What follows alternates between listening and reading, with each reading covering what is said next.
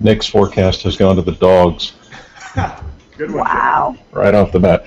At this point, I can't hear you guys, but I'll play along here best I can and hopefully get this making noise in my ear before we're done.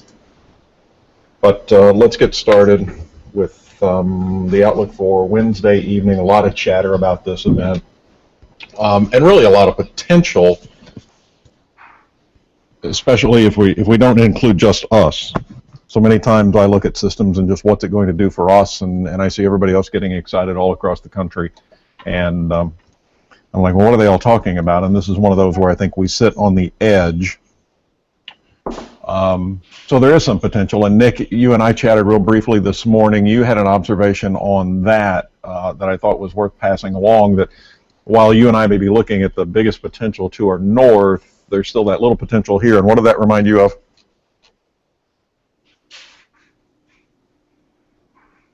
It reminded me of Brookport, and I say that as in a general way of I don't want to ever compare two severe wets to one another, because I think there's so many different things and each event is different.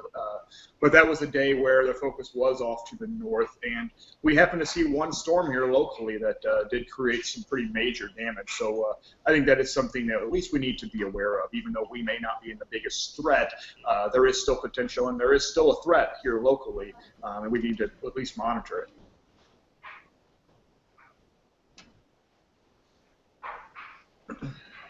Again, I can't hear anything Nick's saying, but I think what we talked about earlier, and just the fact that that one isolated cell, and you never know where that one might be, has to be something to keep in mind, even though it looks like it's going to be somewhere else. I do have Q&A turned on. We have one question in so far. If you're in the Hangout with us, you can post those questions. We'll get to those here at the end. I do want to go to a screen share here real quickly. And it's going to give you a little feedback, and then I'll get it all cleared up. And we'll just start working down through the line. Rachel, yell at me if Nick wants to jump in, since I can't hear him, and you jump in on any of this. I think I'll get these things in order. Of course, we'll start with the guys that make their living watching this stuff every day and what they're thinking. Our region in the slight risk, with the enhanced now to our north. And this looks like, is this an update that has moved it even more north than what I saw earlier today? I think it has. I'm pretty sure earlier today there was an enhanced that came, I thought, more to I-64. But we can see where they're looking, and we'll kind of start with that. And I think that ties along, start walking through. Here we're looking at 500 millibars. And what is a dandy shortwave, but to me, when I first glance at that, and a lot of this is going to be one map analysis and not tying it all together necessarily, we'll do that at the end, but when I look at that, and we're looking at 6 p.m. tomorrow, the bell that I'm looking for is really a curve from, say, St. Louis to Chicago to Minneapolis, is where I think you see some of the best dynamic. Certainly a low that's well to our north, but a whole lot of jet stream. Yeah.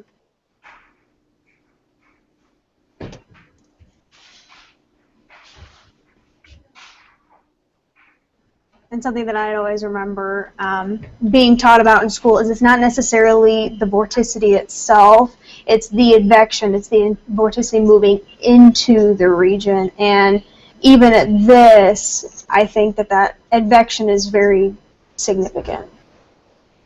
To our north, yeah, and I think it's one of those where these maps were maybe even easier to read in the old days when they were just dashed lines, because we were taught to look for where the lines were the most perpendicular, and where they were parallel you had less advection, tying into your point. And I think that's what we see here, where the more perpendicular would be to our northwest, say centered on Quincy, and then around here a little more parallel. Next thing I wanted to look at, and this is kind of a stretch on one, but there tend to be two types of storms, and boy, I know this will get all muddied up, but wet storms and severe storms, and we're looking at available moisture here, or PWATs, and their anomalies, and we're in a little wet spot. may or may not play into the severe, but I did like, again, getting back to that northwest of us, move up the Mississippi, and you get to that spot where you're really slamming a whole lot of dry into wet, and I think you get a much better wedge out of that. Is that what you see in that, Nick?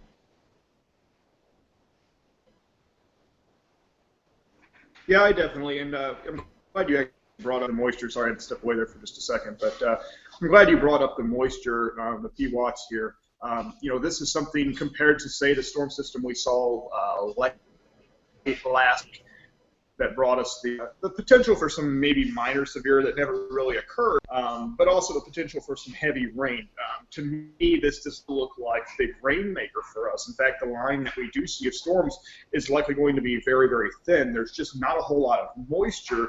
Overall moisture content is not that high. Yeah, and I think this time of year, some of our storms do tend to be a little bit more moisture starved. So I think that's a good point there, Nick. I'll move on to the next one.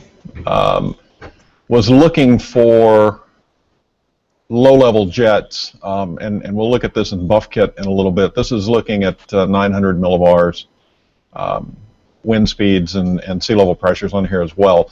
And again, I pulled everything from right around the 6 p.m. time slot, and we'll talk more about times here in just a little bit. But pretty obvious, we've got a very strong low-level jet coming in here, somewhere around 60 knots. But I thought this was interesting in the couplets, couplet kind of thing going on. Anytime I see any form of a couplet, I'm much more interested in what exactly is going on with that. And here you have not exactly culls, but certainly some areas of decreased winds right next to some areas of increased winds. So that has to build in a little bit of shear there.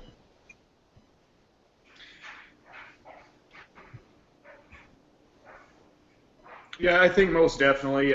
But I also wanted to once again point out that we were talking, we see the increase in the low-level jet here locally and some very, very strong, actually, winds throughout the atmosphere. But even maybe the folk 100 millibar map there is actually a little bit further. One of the best winds and probably the best ingredients for staying severe weather off north. Nick, you were cutting out there a little bit. Can you repeat that one more time? Yeah, like I was saying the strongest winds there on that map again focused off to our north. So while we do see those little pockets and they can definitely generate maybe an isolated strong to severe storm, once again it looks like maybe the more sustained risk is still off to our north. Yeah, I think that's what we've been thinking about, is much like what we saw on vorticity and then with the convective outlook, that the better chance is to our north. Move on to the next one here. I thought we needed to look at helicity because the tornado word has been tossed around. This is from the morning run, no afternoon update here. And this, I thought, tied where we're starting to see some of these increased numbers, getting closer to 500. Really kind of an I-64, I-70 kind of line. And then south of there it drops off, but it doesn't go away, which ties back to that idea of, we can't rule out a tornado. I can't say there will be one. I certainly won't say there will be one, but can't rule out that there would be one because you've got some twist going on here, enough that we need to pay attention, but again, obvious that bigger numbers exist to our north. And we had mentioned this before we were talking, before we went live on the Hangout, that even though the best chance is to our north, that doesn't mean, exactly like you said, that one little isolated strong or severe storm can't pop up and can't produce something significant. Yep. Well, and one other thing I want to note. Nick, have anything to add there? Yeah, I think one of the other maps you're probably going to go to is a map showing CAPE, or what a lot of people would just know as instability.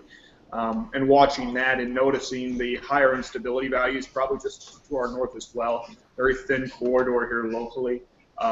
Once again, if something were to develop, I'm not sure how much sustainability it will have. The uptrend may not be able to sustain itself all that long, whereas further to the north, you actually may end up seeing, the possibility for not only tornadoes, but possibly even a stronger tornado, whereas further to the south, if we were to see one, not saying that it would be weak, but I would expect it to be a bit more maybe in the way of 3. Right.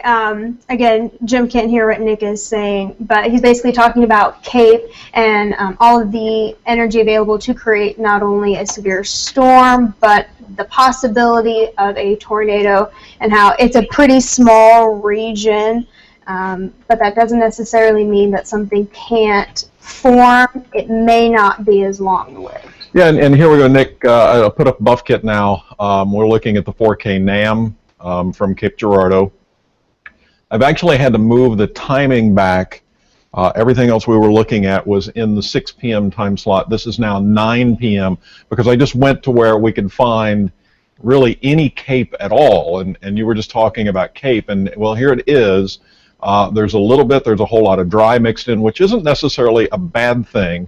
For folks that maybe don't watch this all the time, a little dry layer aloft can create a zone of evaporation, and what that's going to do is create a cooling zone, which creates a sinking zone. And when we look for a mechanic that will bring something down from the atmosphere, and sometimes that's, will you bring a funnel cloud or a downburst or whatever, you need that little dry zone, and we see that. So that doesn't mean you're not going to see storms and that's going to just absorb all the moisture. This layer showing up, it's actually a little low of where you want it. Traditionally, you want this more around 700, 750. But one of the points I want to make, in addition to the very little bit of CAPE, is here's the hail growth zone up here. And this is incredibly dry air, to me, for a system that we're talking about storms. And even if I back up in time, I'll come back to the 6 p.m. slot now. We've lost the CAPE. We still have a dry layer down here for evaporation. But back up here where we would be growing hailstones, it's too dry. So one of two things I think will be interesting to watch for. One is we may get storms that have severe winds in them and don't have lightning. Because if we tie lightning to hail, which I think most of us will, you may not have any hail because you may not have any moisture at that layer. You may not get up high enough to get into the cold air.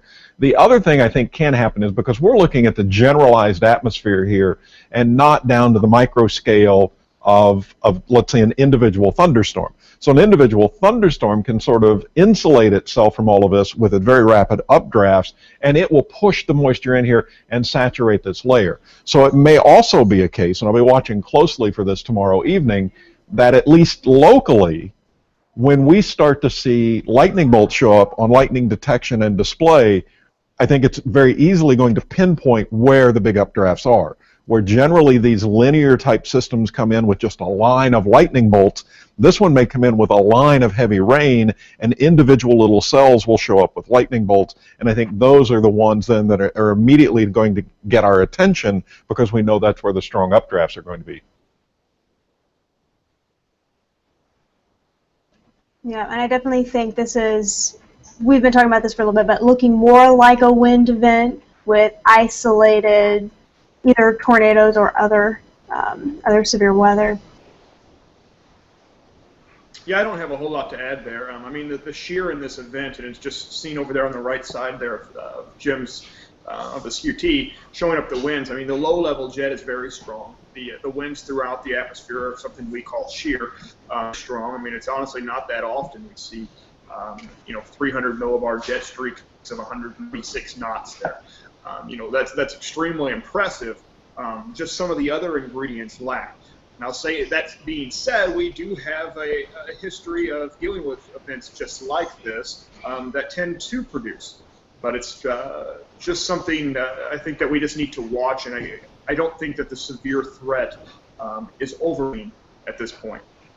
Yeah, there is a lot of impressive shear in this entire system, but the problem is it is more so aligned with the cold front that's approaching, and that usually makes itself more of a wind event. And if you're looking for more tornadic or isolated severe storms, you want it more perpendicular to the front.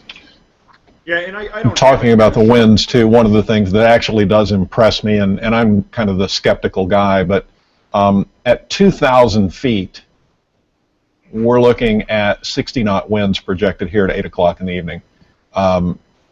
This is one of those storms I think that we will hear comments from folks across the region on, boy, I could hear the winds roaring as they went overhead.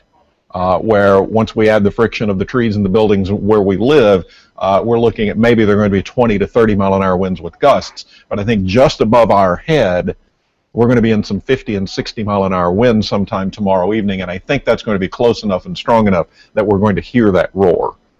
So something interesting. And then that ties back to, you take one of those little streaks coming through here at 60 knots, and I'll take this one as an example. So I've still got a 60 knot maximum in here. It's a little bit higher, but it's also tied to one of these little dry slots. Well, I get a little evaporation going on in here, and I build just any bit of little downdraft, and that downdraft can bring some of that 60 knot streak down, and all of a sudden, my heavy rain event that doesn't even have lightning could be producing some damaging wind gusts.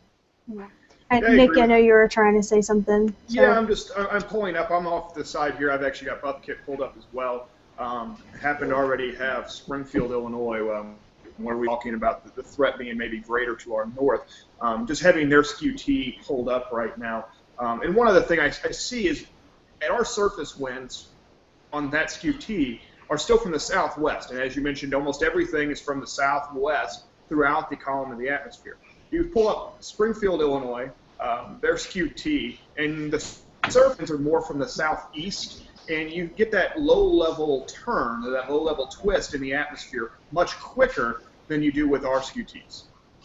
Yeah, he looked at a SQT from Springfield, and their surface winds are more from the southeast, yep. So they have a better turning. Yep. Yep, and again, also ties back to getting in that zone that we started with at 500 millibars. Any other map that he wants brought up, real quick, pass that along to me. Anything you want brought up, Nick? No, I think we need to at least just before we let everybody go, kind of give a summary of what we talked about, and at least talk about maybe the threats wall and what people should expect once again on timing as well. Okay, summary, and then what to expect on timing. Okay, so no other maps. We'll get out of sharing here. So I can get back and see the questions. And we'll bring this guy back up. Okay, real quick. First one is, when can we expect storms to begin? Coming in from Kevin. My